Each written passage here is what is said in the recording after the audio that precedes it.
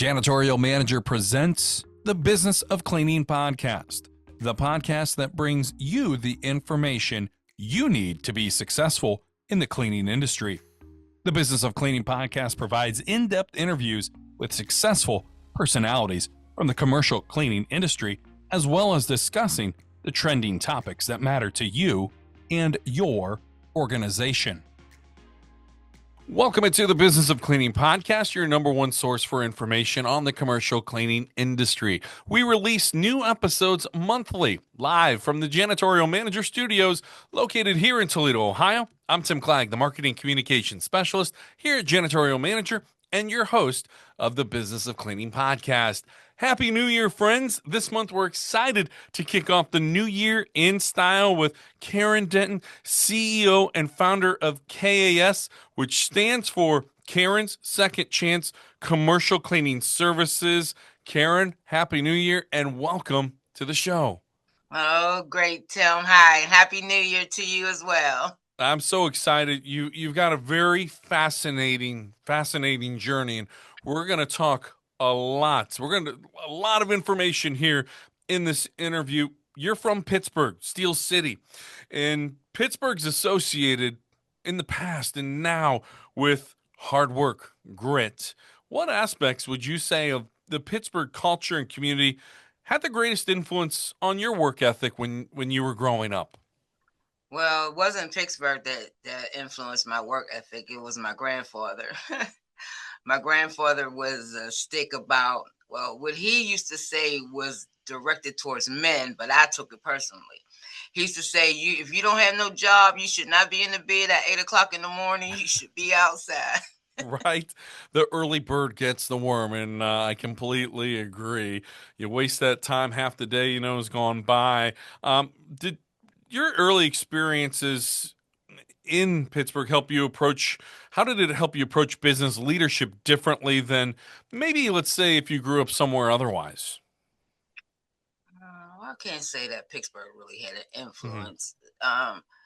There's a lot of organizations in Pittsburgh that offer free business resources. So they were a big part of introducing me. And this didn't come till like 10 years later that I was introduced to these resources. So I have to say my grandfather was a really big influence on me.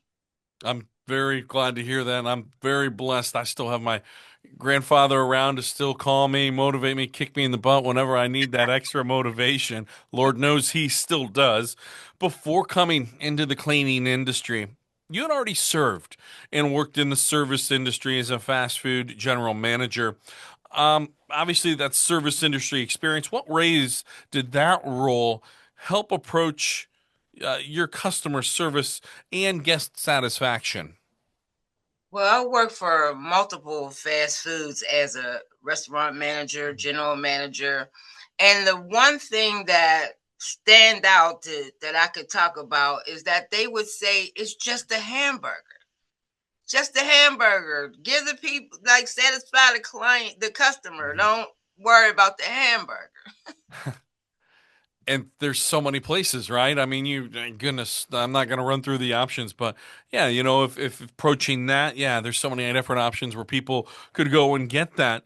Talk about the operational challenges. What did you face regularly, and how did you develop kind of solutions that kept your team moving efficiently? Team motivation is definitely a huge aspect across the service industry and motivation. Well, looking back at the fast food industry, you just had to treat the people with respect, and they would work for you. Like I was good at calling them, yes, sir, yes, ma'am, so that they would I didn't have problems with people working for me then. But the challenges in my business was people respecting the cleaning industry as a real business. That was hard because people thought it was just a hustle. They didn't respect your business. And of course, all that changed, 6 years ago when basically the world stopped, and who was the only people during that portion back in March of It was 2020. allowed outside. Right. And then that newfound respect and everything came for those workers, those frontline cleaning workers. What skills from working in the fast food industry at first during that period of your career continued to influence your leadership style even today? Well, let me see. The fast food industry, you deal with multiple personalities. Hmm. Like I overseen a team of 60. So just imagine all those personalities. So I had to watch people individually, not as a group. Right. And say for example, you have an ace in their place, but today they're not an ace because they're going through something. So I would Right. pay attention to that, and I would put that ace somewhere else and find another ace. And sometimes you have to keep moving them around. So I learned that when it don't work the first time, move them again. So Exactly. How you talk to me might be different than how you're going to talk to Jim, and Jim might have a different personality and may not be, I'm a very outgoing person, so very high energy, energetic, where, somebody else might be more reserved, a little more mhm, laid back and kind of, just relaxed. And so being able to have that flexibility, I'm sure, especially like you said now, managing over 60 employees, you have to approach every situation differently. absolutely. And you have to take yourself out the picture and look at this and go for the solution. Absolutely, that role, that word of empathy and understanding, because what I'm going through today, it certainly could be different than what Bob has going on in his life. You just don't know until you have those conversations, and especially it's so important when you have, like you said, a team of 60, to getting to know them on that personal, that individual level goes a long way. And especially you as a manager, you as the CEO, that shows them that you're caring, you're empathetic, and really taking what they have going on very seriously. Yeah, it's different for sure. In 2003, you'd suffered a brain aneurysm. Today, you're a four-time aneurysm survivor. Can you share what you remember about that period leading up to the first aneurysm, and how work related pressure played a role in that chapter of your life? Well, I know that day exactly because it was in September and it happened around the 5th of September. My birthday's on the 7th. Oh, wow.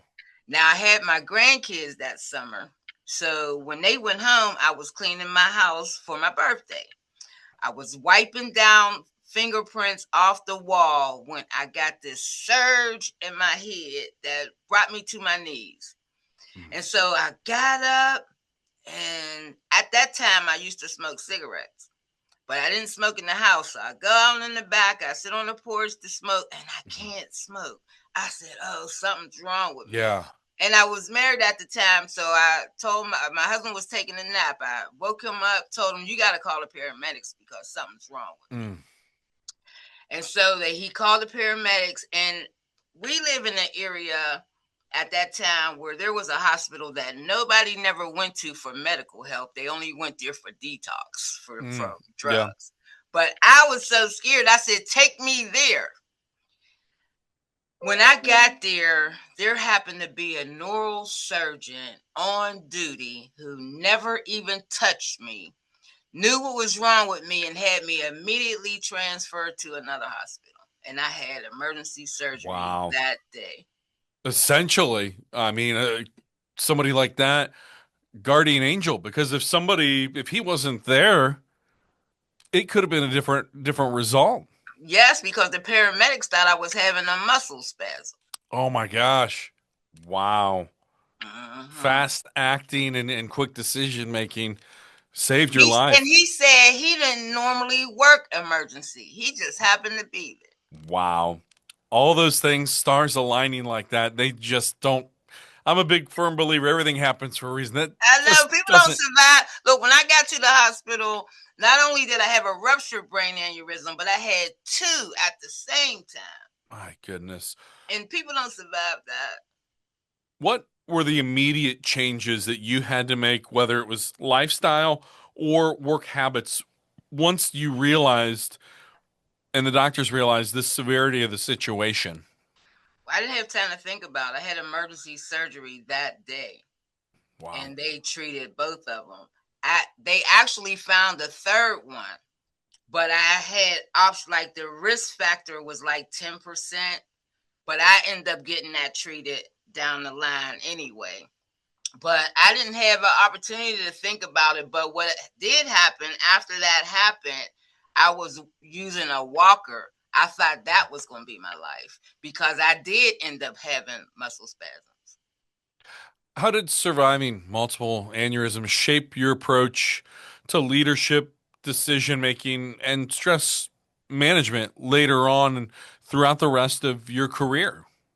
Well, what I've learned is stress, there's good stress and there's bad stress. And the bad stress was harmful for me, is why I had to leave fast food, because that stress was different, Mm-hmm. and that was too much.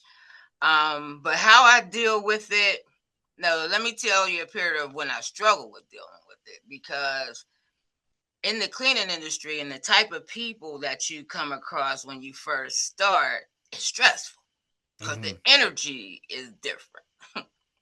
So I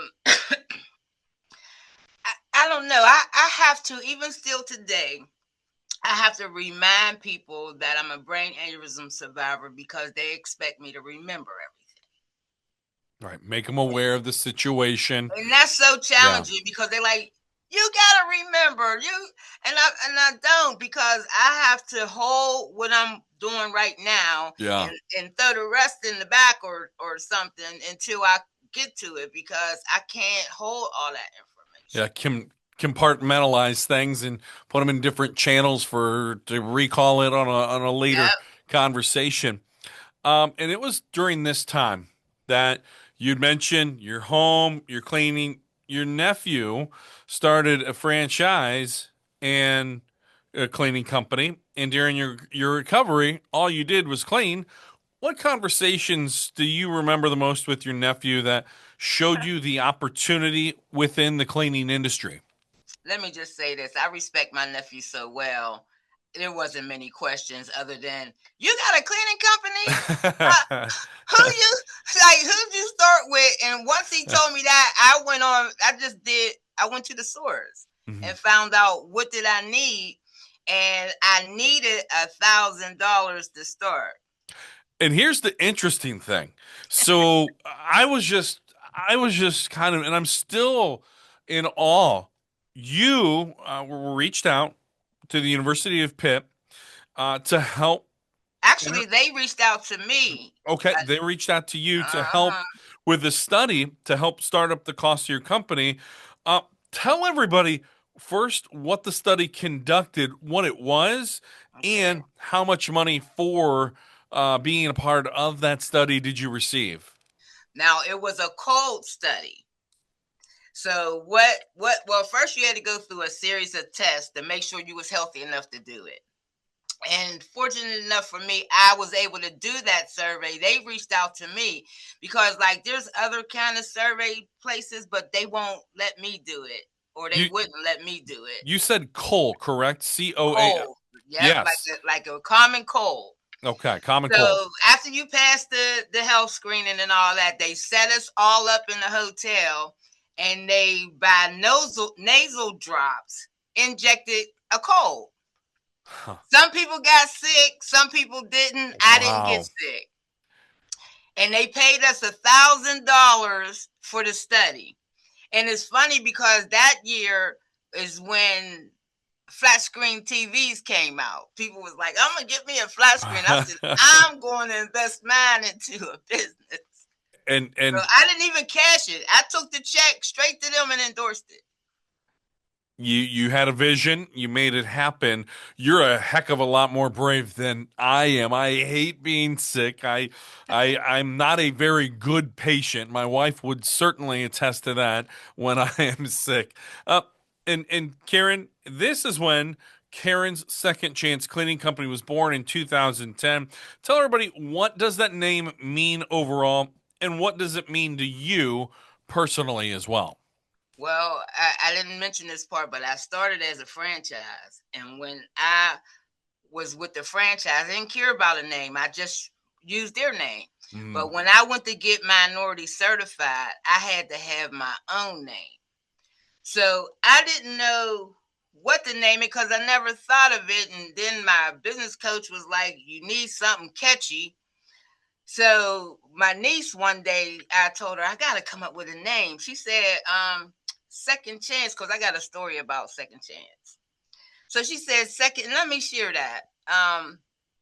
I did prison time, was in a penitentiary, and when I was there, I had a pastor there who said, "When the Lord's ready to bless, Satan starts his mess." So they also said when you get home and you go do a job application and it asks, "Have you been convicted of a crime?" It's said to put "will discuss" at the interview. mhm. So I did that. So I got called for the interview.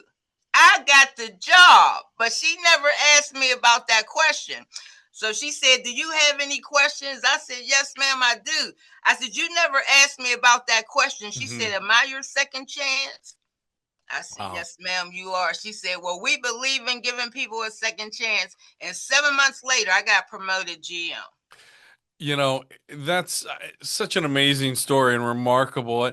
And, we've heard it from prior guests. There's a gentleman just up the road, about 45 minutes in Detroit. Same thing. He works with one of the local jails up there, and they call him the savior because said, I don't care what had happened, what that was in your past. I'm not here to judge. I'm here to give you an opportunity. And so they've come to him and he gives them an opportunity.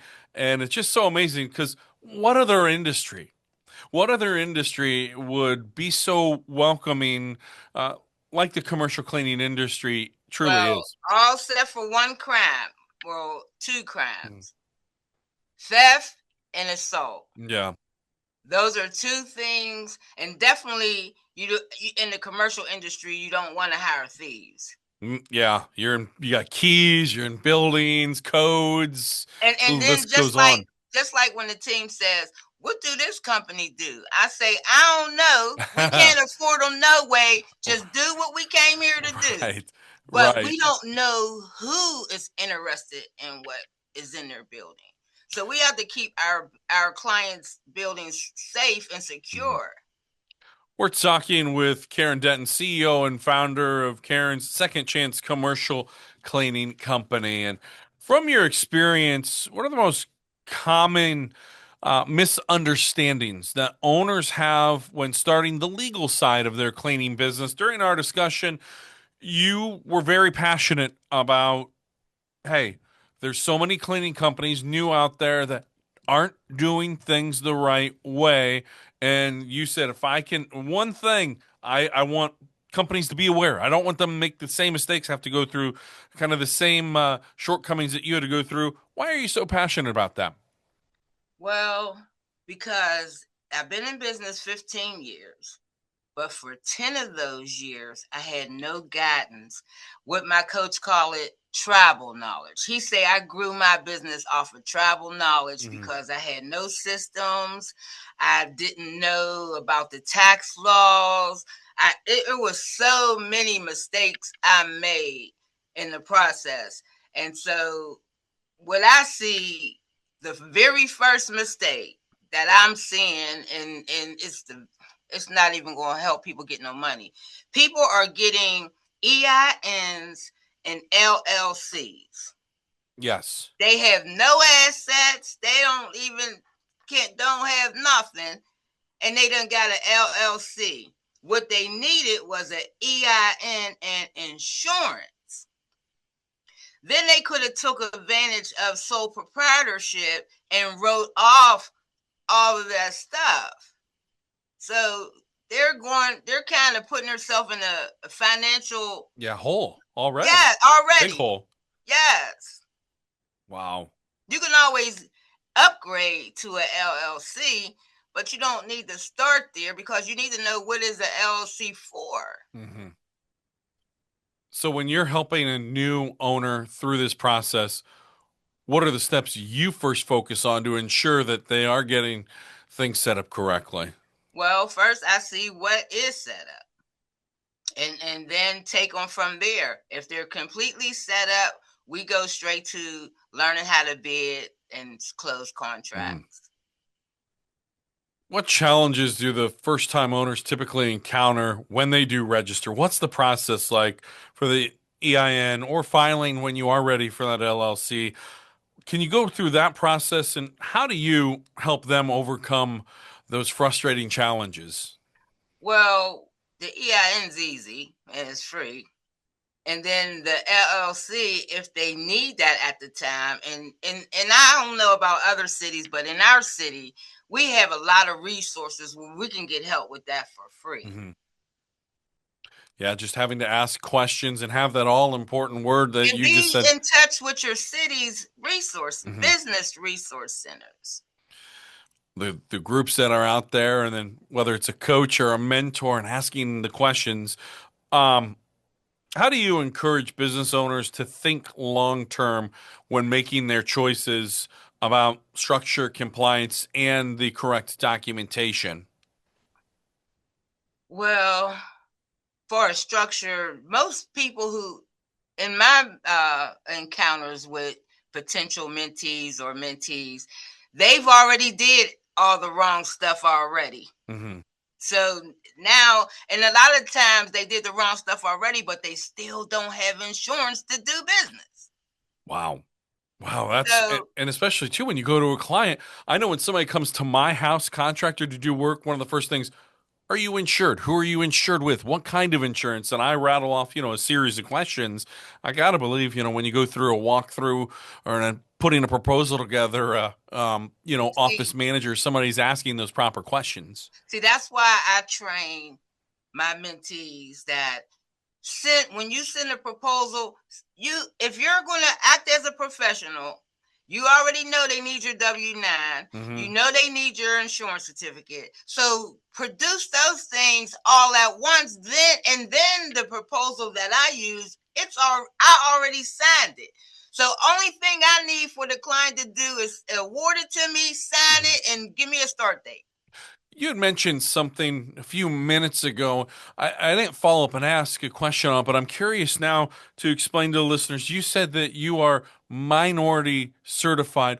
I've heard that before. Can you kind of go into that, what that means and what that means for your business as well? Here's what is going to be exciting next week.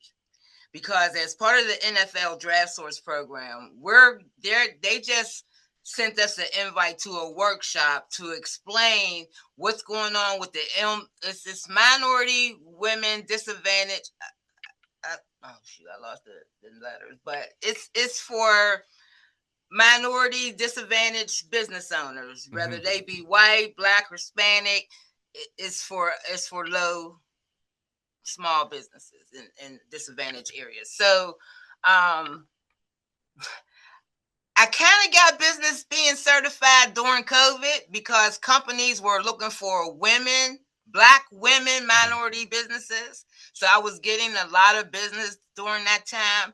But prior to that and now, it's just the certification. What steps do you have to go through? I mean, do you have to reach out locally, or is this you reach out to your local county and you sign up through them, but you do have to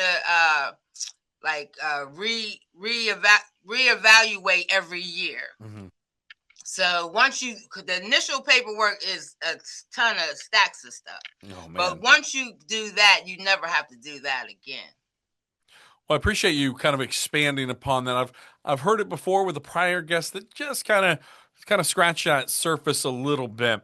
And then they changing the name of it to DEI something. Yeah. Yeah. One area in particular, too, that you're passionate about is making sure companies are in a rhythm with the IRS. Why does this topic particularly resonate with you? Oh, I see the little bit of frustration. Let me just tell you that this is the most critical mistake that commercial cleaning companies make. Mm-hmm. And I'll say commercial because residential clients don't report their income to the IRS, their expenses. But what we do as a startup cleaning company, we need help. We go grab somebody and we pay them under the table. Right. Commercial cleaning is never an under the table business. Mm-hmm. Because what I found out later, like, you think you helping somebody, I'll give you $100, go clean that. Meanwhile, all them $100 you got to pay taxes on because your people is not in no classification. They're Right. not classified as a contractor, a W-2 employee, or nothing. Mm-hmm. So what ends up happening is that tax liability can take you out of business. And then in Pennsylvania, we have to charge sales tax. Yeah. So you have to charge and you have to turn in sales tax. But for example, the first accountant I ever had, he said, you're supposed to charge sales tax. This is Pennsylvania. Well, I used to see the franchise do that, but I didn't mimic that part because I didn't know what that was. So he sets me up for sales tax. That's all I know. I'm invoicing. I'm doing business as usual. He never tells me because here I thought I was leaving money on the table. Mm-hmm. Here, that money wasn't mine. That was the IRS. Uncle Sam doesn't care if, hey, I didn't know I had to charge for a sales tax. Yeah. I didn't know, but like right now, I got all this tax liability because of that. And then during COVID, we went through that the clients leaving and not paying their invoices. And I did 4 construction projects that didn't pay me for 6 months.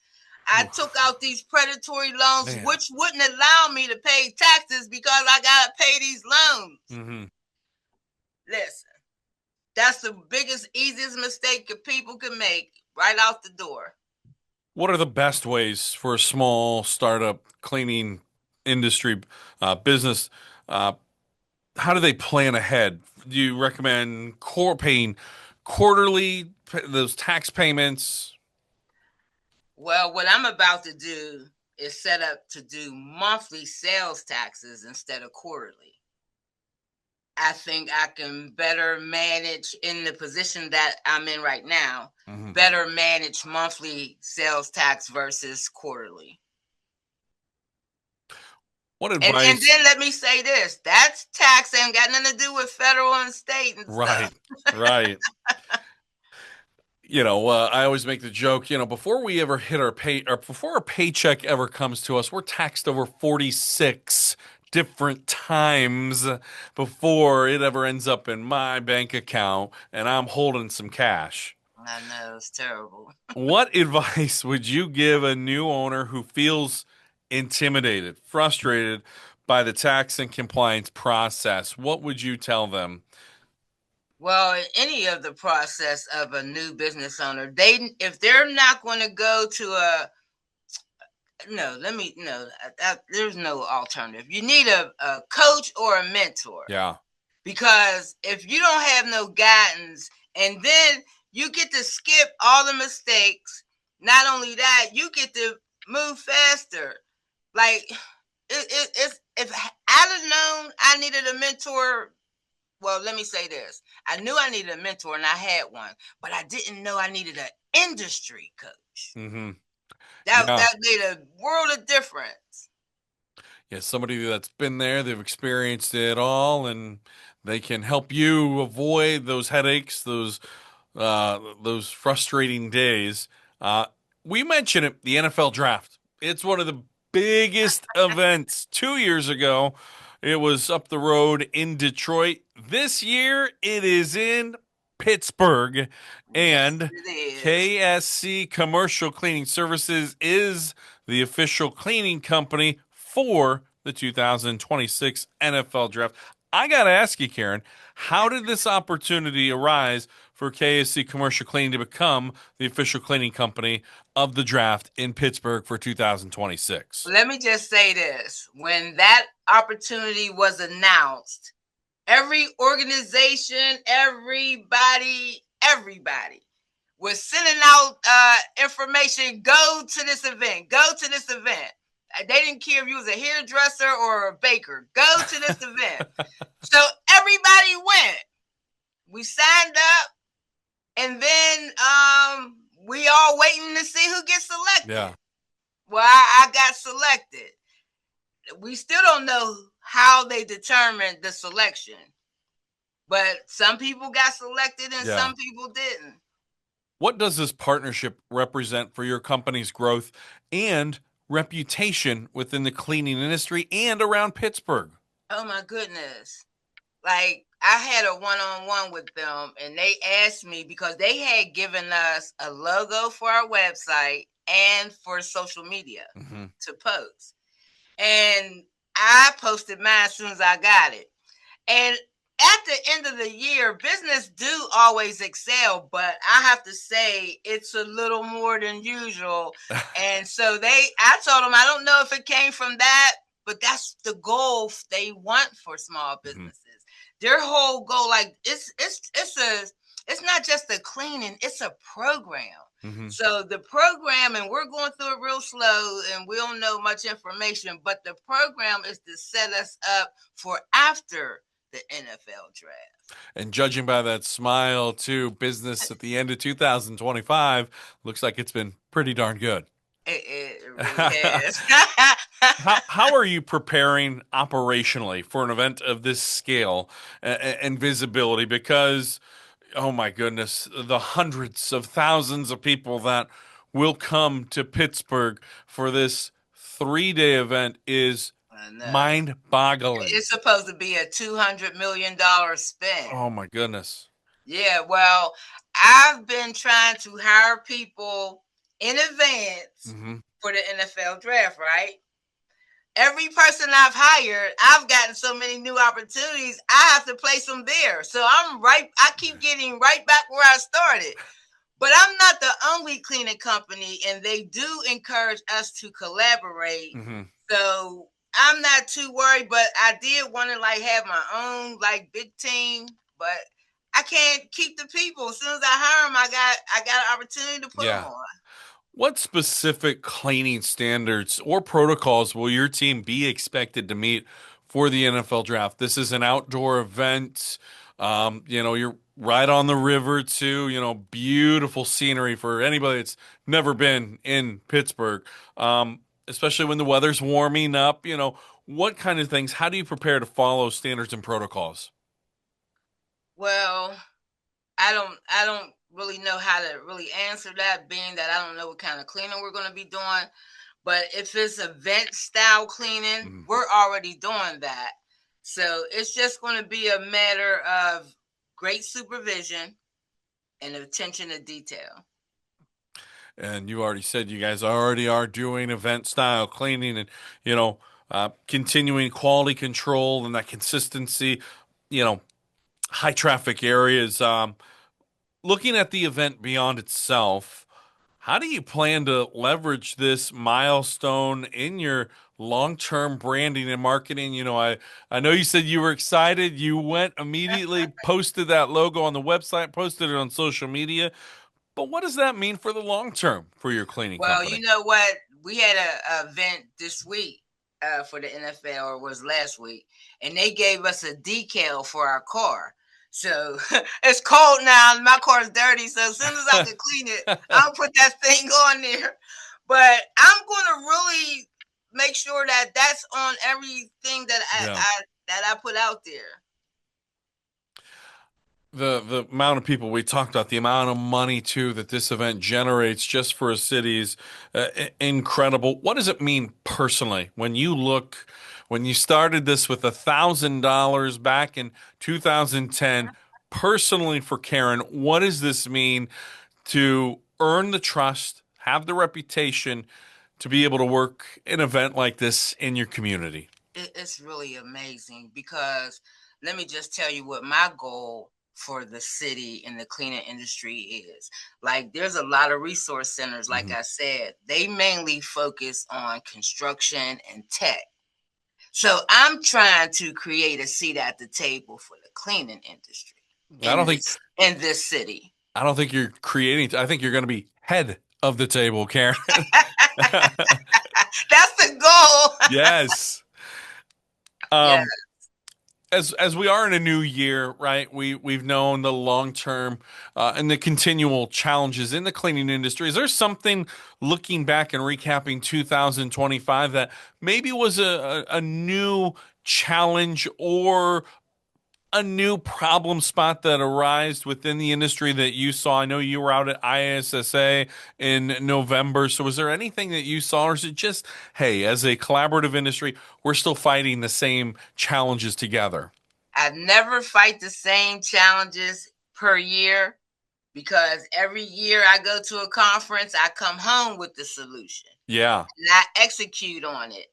So this conference, when I went, I had no problems. For finally, no problems. Wow. I just needed to learn how to take my business to the next level with all the opportunities Yeah. that's coming in. And for you, goals in every business is a huge part. What does next level mean for your company? What does that mean? Next level mean for my company that we'll do $1 million in 2026.